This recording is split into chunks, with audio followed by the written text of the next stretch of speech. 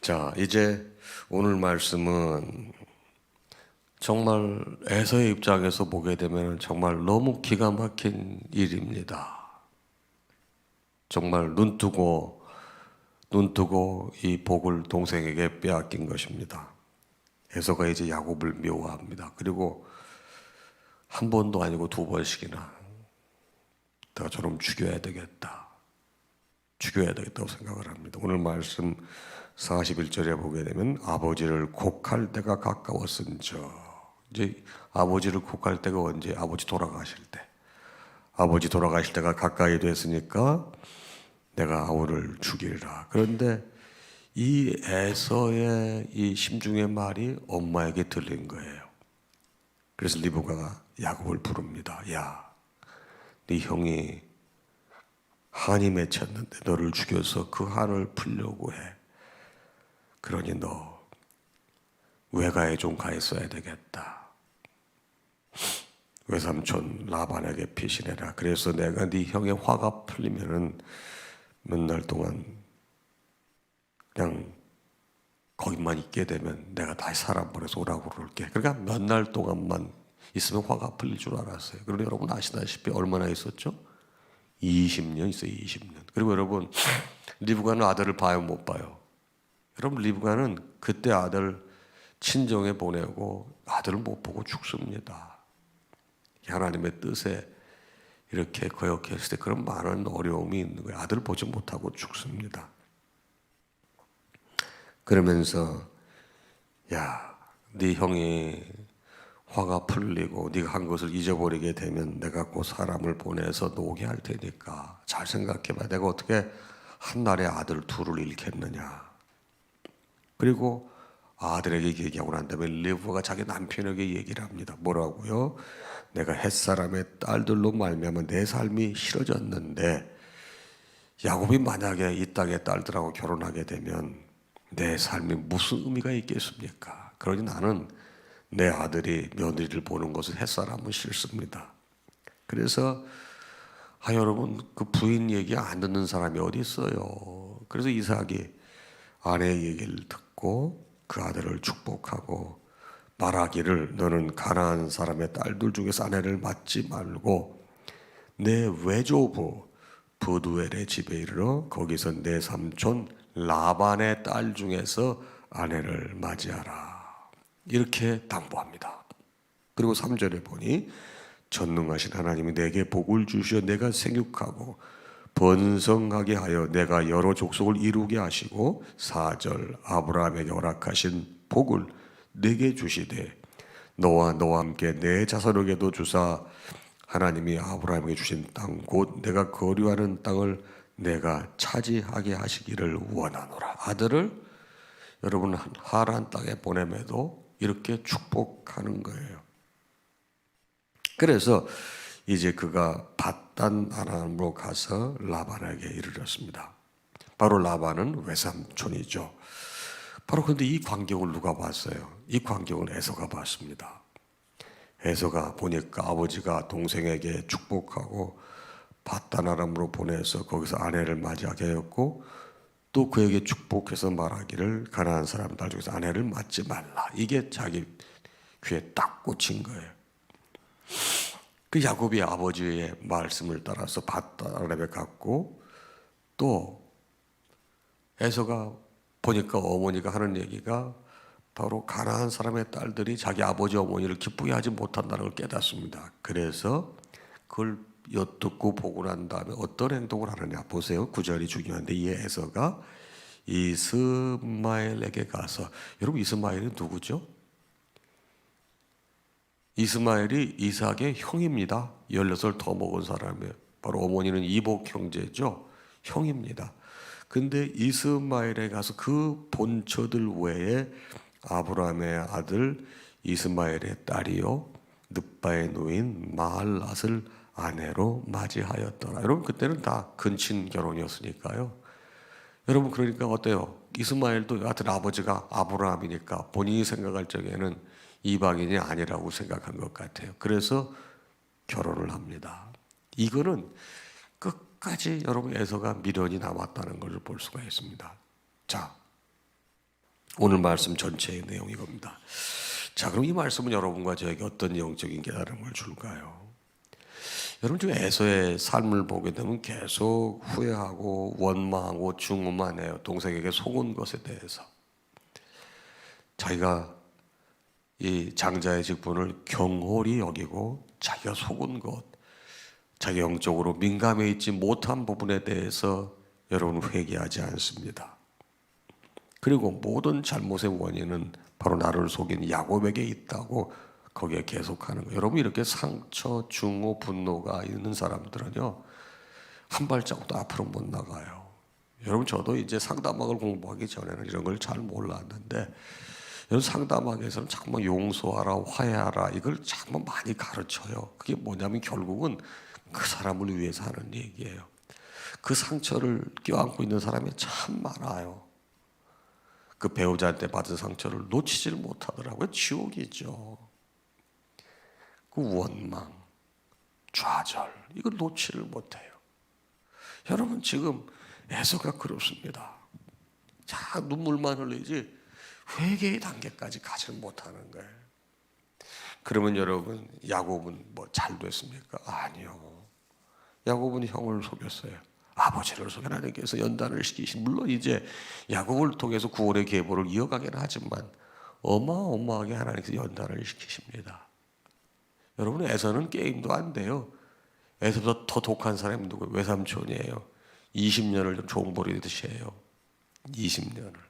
거기서 연단을 받는 거예요. 그러니까 여러분 믿는 사람들이 이렇게 볼 때 믿지 않는 사람 잘 돼 보이는 거 그렇게 부러워하지 마세요. 여러분 에서가 여러분 그래도 동생한테 장자의 권한을 뺏기고 아버지의 축복을 받지 못한 것이지 여러분 그 사람 삶은 윤택하고 평안했습니다. 육적인 삶을 이해하시겠어요? 근데 우리 신앙생활하는 사람을 보게 되면 육적인 삶이 평안한 저 사람 예수도 믿지 않고 그러는데 아주 개망나니 같이 사는 어떻게 저 사람은 평안하고 나는 이렇게 말씀대로 살려고 노력하고 이렇게 발버둥 치는데 왜 나에게는 이렇지 못할까? 이런 여러분 깨달음이 질문이 종종 있을 때가 있어요. 그러나 여러분 영적인 여러분 이 계보를 이어받아 하나님께 연단시키시는 거예요. 연단시켜서 정금같이 나오게 만드는 거예요. 여러분 그래서 우리는 그 약속의 하나님을 믿고 신앙생활을 하는 것이죠. 여러분 우리는 자기의 지혜롭지 못함, 자기의 깨어있지 못함 같은 에서처럼 어떤 문제가 있게 되면 나의 부족함은 보지 못하고 다른 사람에게 자꾸만 책임을 전가하는 게 있습니까? 우리 그런 게 있다고 하면 그런 거 내려놔야 되겠습니다. 여러분도 저도 여러분 구원의 계보를 이어가려고 하나님께서 혹독하게 훈련을 시키셔요. 여러분 훈련을 잘 견뎌서 구원의 계보가 잘 이어지기를 바랍니다. 자, 두 번째는 뭐랍니까? 바단 아람으로 가는 야곱입니다. 자, 야곱이 이방 여자 중에서 배필을 구하지 않고 바로 이제 그 외삼촌 댁에 가서 바로 믿음의 배필을 구하는 것이 하나님의 뜻이에요. 여러분 하나님의 뜻이 주어질 때는 좌고우면하면 안 돼요. 그대로 믿고 나가는 거예요. 여러분 하나님께서는 그 믿음의 길로 갈 적에 우리를 여러분 정금같이 나오게 하기 위해서 숱한 여러분 고난으로 연단하세요. 숱한 고난으로. 바로 그게 뭔지 아세요? 주 안에서 성숙한 인격을 갖추기 위해서 그러는 거예요. 보세요. 여러분 야곱이 맨 처음에 바란 여자가 누구예요? 라헬과 레아가 있잖아요. 동생 라헬이었어요. 동생 라헬과 결혼하고 싶었는데 뭐라고 그러죠? 7년 동안 종살이 하라, 모슴살이 하라는 거예요. 7년 동안 이런 모습은 밥만 먹여주는 거예요. 급여가 없어요. 죽도록 일했습니다. 결혼식 날입니다. 다음 날 자고 났는데 보니 여자가 바뀌어 있네. 자기가 그토록 좋아한 여러분 라헬이 아니고 레아 언니가 들어와 있어요. 따졌죠. 그랬더니 우리 집안의 방법에는 절대로 동생이 언니를 먼저 추월하는 법이 없어. 네가 7년을 더 일한다고 하게 되면 내가 줄게. 그래 7년을 더 일한다고 그랬어요. 그리고 그 아내를 맞이한 거예요. 여러분 그래서 7년을 하루같이 살았어요. 너무 사랑하는 사람이니까. 여러분 숱한 고난으로 연단시키시는 거예요. 근데 그런 연단이 우리가 시기와 때를 알 수가 없어요. 그 시기와 때는 하나님이 아시는 거예요. 그렇기 때문에 우리는 그 하나님께 맡기고 여러분이 일관성 있게 꾸준히 나가는 거예요. 거기에 하나님의 은혜가 머무는 겁니다. 여러분 그 의미요법이라고 하는 빅터 프랭클이라고 하는 이 정신 그 의사가 여러분 나치 수용소에 이렇게 수감됐었습니다. 그 사람은 유대인이니까. 근데 그 사람이 거기서 이제 이 살아나서 쓴 책이 의미요법이라는 책이에요. 이건 아주 이 상담하고 뭐하는 정신과에서 거의 교과서와 같은 책인데 사람이 살 수 있는 방법은 의미가 있어야 된다는 거야. 거기서 이제 그 수용소에서 수없이 많은 이 수감자들이 죽어가는 걸 봤어요. 어떤 사람들이 죽어가느냐, 자기 나름대로 날짜를 정하는데 언제쯤이면 내가 풀려나겠지 하고서 벽에다가 해놓고 하루하루 날짜를 그거가 죽여간다는 거예요. 근데 막상 그날이 돼서 풀려나지 않을 때 그 절망감, 좌절감, 그 시름시름 말다 죽어가는 사람이 거의 다였다는 거예요. 근데 이 사람은 삶의 의미를 부여한 거예요.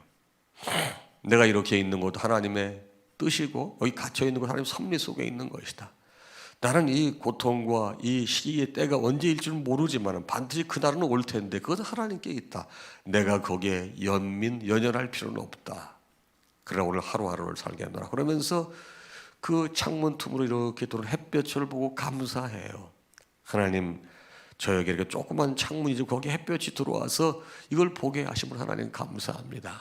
그리고 여러분 이 창틀 밖에 이 운동장에 조금만 이렇게 이 새싹이 이렇게 피어나는 걸 보면서 이 춥고 이 힘든 상황 속에서도 이렇게 새싹이 솟아나는 거 보면 하나님 희망이 있고 소망이 있습니다. 하고서 모든 삶에 의미를 부여하기 시작한 거예요. 여러분 그 사람 죽지 않고 나온 거예요. 여러분도 저도 신앙생활하면서 영적 의미를 부여할 수 있는 그런 신앙인이 돼야 됩니다. 왜 나에게 이런 시련이 왔을까? 이것은 나를 주님께서 구원의 길로 인도하시기 위한 첩병인 줄로 믿고 이 구원의 계보를 이어가려면 숱한 연단과 고난이 있다고 하는 것.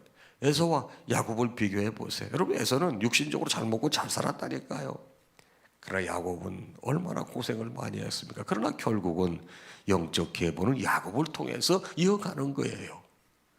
의미가 매우 중요합니다. 여러분 우리가 믿음으로 순종해야 될 나의 자리가 어딘가 생각해 보시라고요.